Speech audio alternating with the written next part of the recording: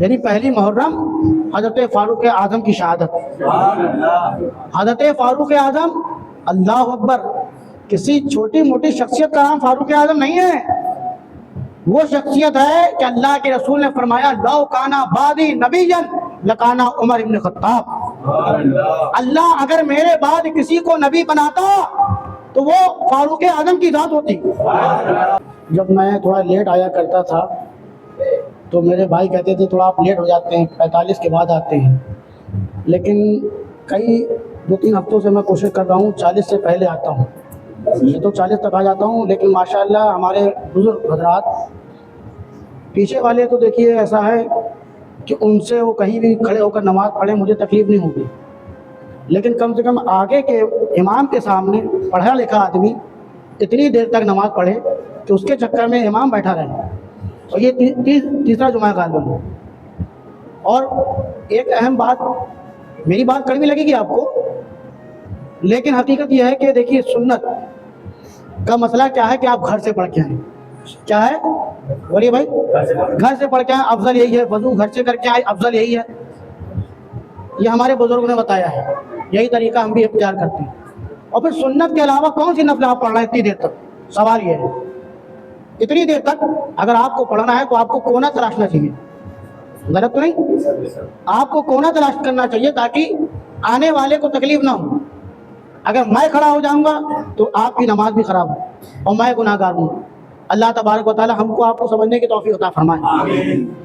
اسلام وہ مذہب ہے جو آپ کو اخوت بھائی چارگی کا درس دیتا ہے. آپ کو چھوٹے اور بڑے ہر ایک کا احترام، ہر ایک کا منصب بتاتا ہے. کیونکہ محرم کا مہینہ شروع ہو گیا اور ہم محرم بڑے دھوم دھام سے مناتے ہیں. شہادت امام حسین پروگرام ہوتے رہتے ہیں. یہ ایسی عظیم شہادت ہے کہ کائنات میں نہ کبھی پہلے تھی، نہ اب ہے، نہ کبھی ہوگی. لیکن اسی محرم الحرام میں پہلا دن یعنی پہلی محرم حضرت فاروق اعظم کی شہادت. حضرت فاروق اعظم، اللہ اکبر، کسی چھوٹی موٹی شخصیت کا نام فاروق اعظم نہیں ہے. وہ شخصیت ہے کہ اللہ کے رسول نے فرمایا لو کانا بعدی نبیا لکانا عمر ابن خطاب. اللہ اگر میرے بعد کسی کو نبی بناتا تو وہ فاروق اعظم کی ذات ہوتی. نبوت کا دروازہ کلوز ہو گیا، بند ہو گیا. ورنہ اگر نبوت نبی کائنات کے بعد ملتی تو کس کو ملتی؟ عمر فاروق اعظم کو. سبحان اللہ، کیا ذات ہے. ایک ہوتا ہے پیر، سمجھیے گا، ایک ہوتا ہے پیر اور ایک ہوتا ہے مرید. ایک ہوتا ہے پیر اور ایک ہوتا ہے مرید. مرید پیر کے پاس خود چل کر آتا ہے. جب آپ کو بیعت ہونا ہوتا تو آپ کیا کرتے ہیں؟ پیر صاحب کو بلاتے ہیں کہ آئیے ہمارے گھر میں آئیے اور ہم کو آ کے مرید کریے، حکم دیتے ہیں. ادب سے ان کے پاس جاتے ہیں، وقت لیتے ہیں. یہ الگ بات ہے محبت میں وہ آپ کے علاقے میں آئے ہوں اور آپ نے خواہش ظاہر کری کہ حضرت آپ کا قدم ہمارے علاقے میں پڑ گیا، آپ تشریف لے آئیں تو آپ اپنے دامن سے ہم کو جوڑ لیں.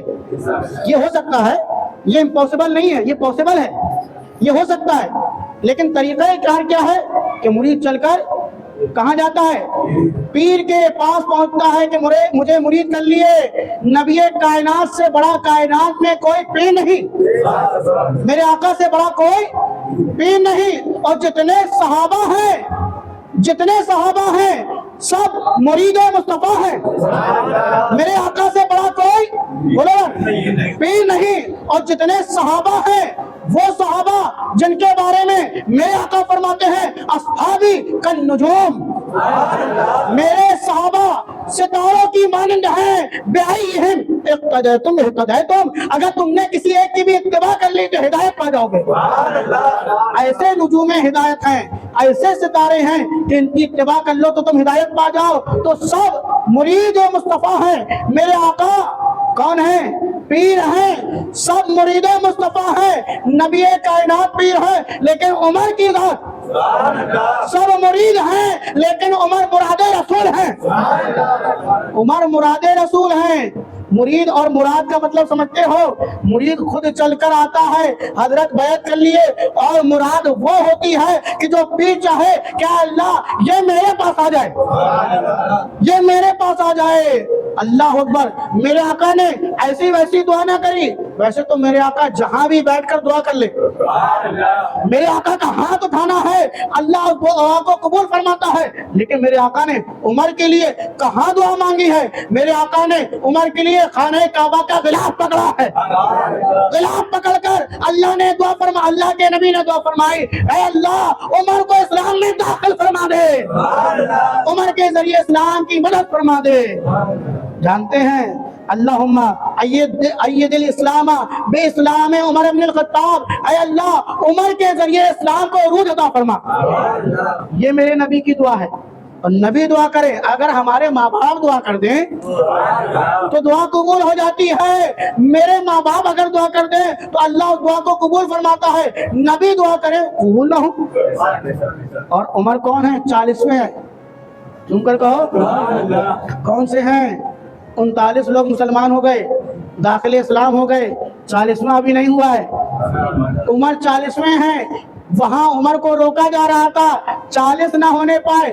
آج بھی کچھ لوگ ایسے ہیں 40ویں کو روکتے ہیں، کوشش کرتے ہیں 40واں نہ ہونے پائے، اس کے لیے قابلیں پیش کرتے ہیں۔ میں تو یہی کہوں گا اللہ تعالیٰ ان کو بھی سمجھ دے، کیونکہ آپ 40واں 10واں 20واں کیا ہے؟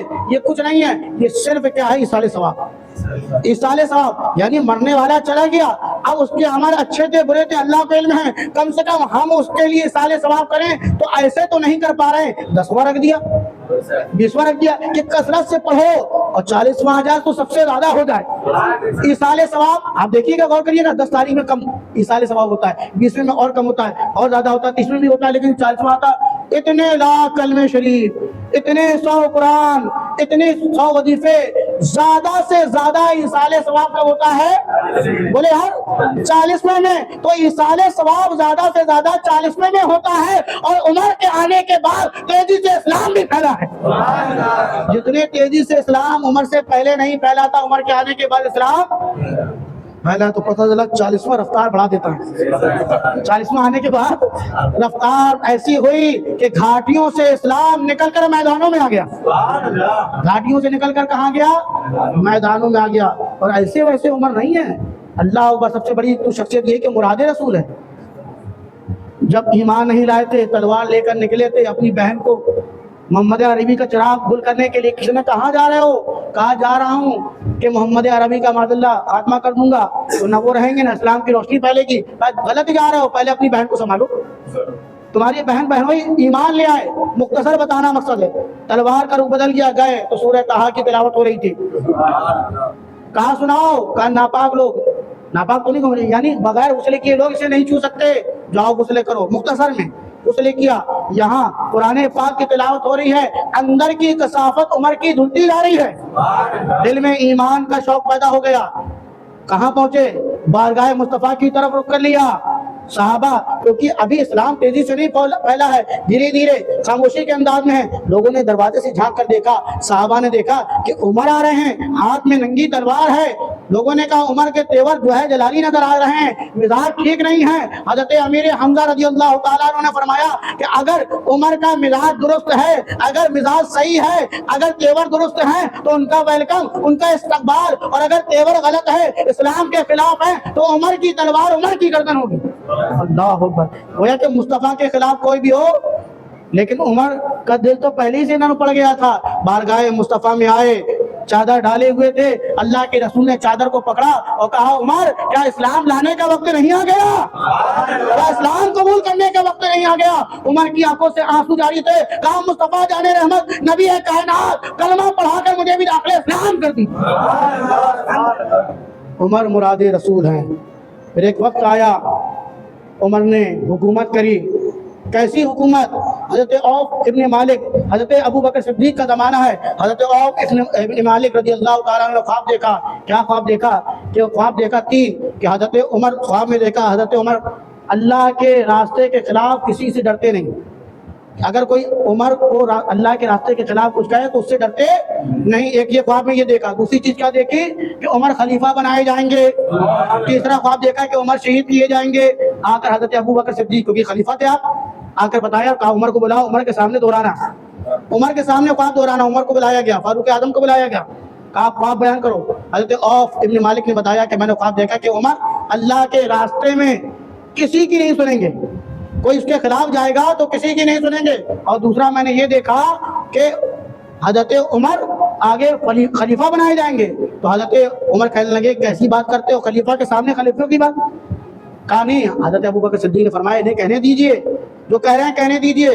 پھر تیسرا کیا ہے؟ تیسرا یہ ہے کہ آپ شہید کیے جائیں گے۔ تو اللہ اکبر، شہادت کی تو شوق صحابہ رکھتے تھے، لیکن حضرت عمر فاروق اعظم جن کا دبدبہ ایسا ہو، جن کا چرچا ایسا ہو، بڑے بڑے لوگ کانپتے ہیں۔ جب آپ نے سنا کہ شہادت مجھے ملے گی تو آپ نے سر جھکایا، کہا شہادت یہ تو بہادروں کا کام ہے، میں تو نکما ہوں، اللہ اکبر، میں تو کمزور انسان ہوں، یہ شہادت تو عظیم لوگوں کا کام ہے۔ اللہ اکبر، ایک وقت آیا فاروق اعظم اپنے منصب پر بیٹھے، خلیفہ بنائے گئے، اور جب خلیفہ بنائے گئے تو یہ عالم تھا اللہ اکبر کہ کوئی کسی کو پریشان نہیں کرتا تھا، ہیبت جلال ایسا تھا، عدل و انصاف ایسا تھا کہ کوئی کسی کے ساتھ برا کرنے کی کوشش نہیں کرتا تھا۔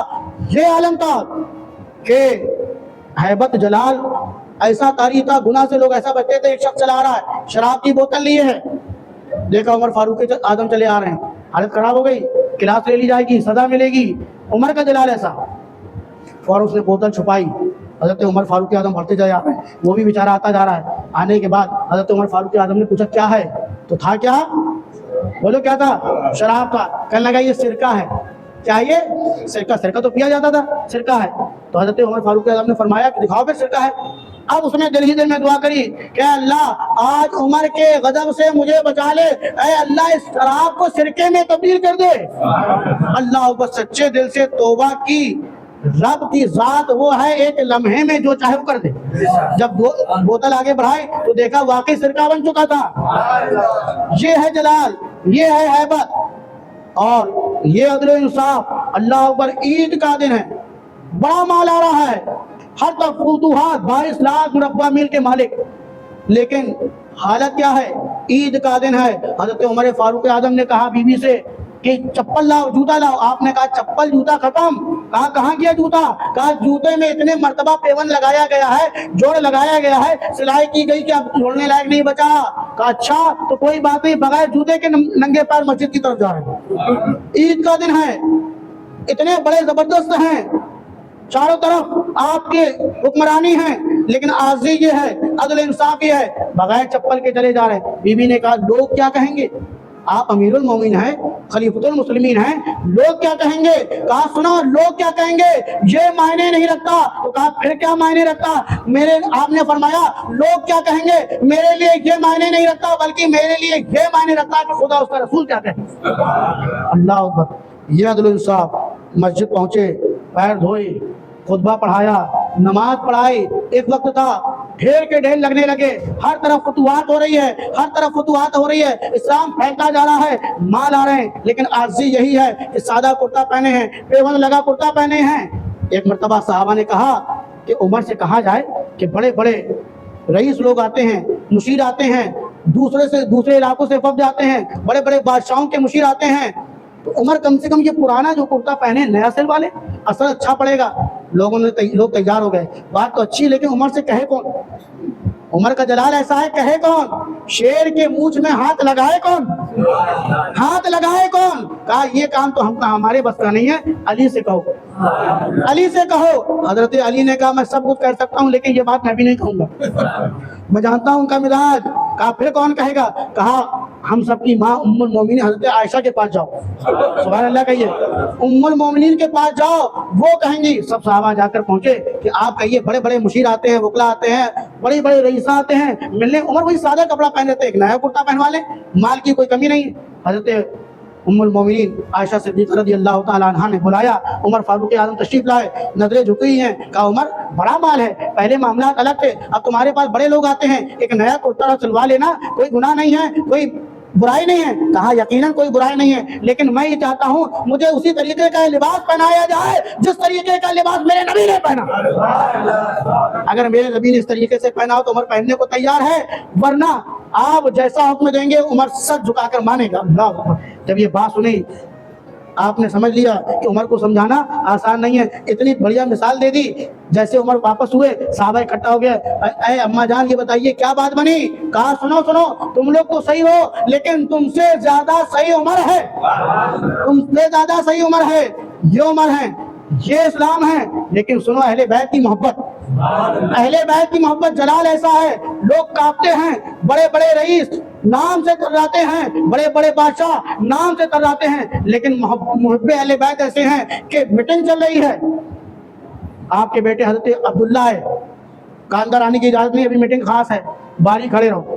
اپنے بیٹے کو کہا باہر رکو. تھوڑی دیر میں حضرت امام حسن تشریف لے آئے, حضرت امام حسن تشریف لے آئے.